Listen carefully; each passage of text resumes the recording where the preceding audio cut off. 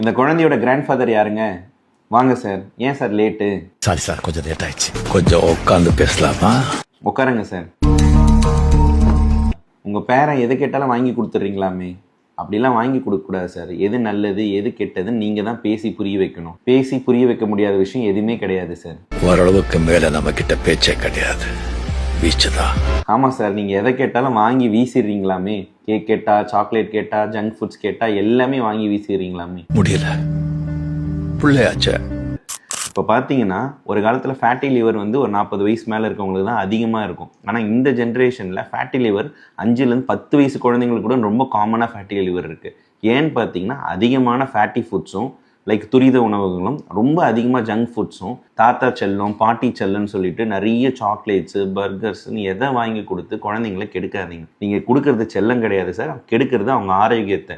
உங்கள் பேர குழந்தைங்க பேத்திங்களாம் நல்லா இருக்கணும்னு நினச்சிங்கன்னா ஜங்க் ஃபுட்ஸு அவங்க கேட்குறது எதுவுமே வாங்கி கொடுக்காதீங்க. ஆரோக்கியமான உணவு மட்டும் உங்கள் பேர பேத்திக்கு கொடுத்து அவங்க ஆரோக்கியமான எதிர்காலத்தை நீங்கள் தான் பாதுகாக்கணும்.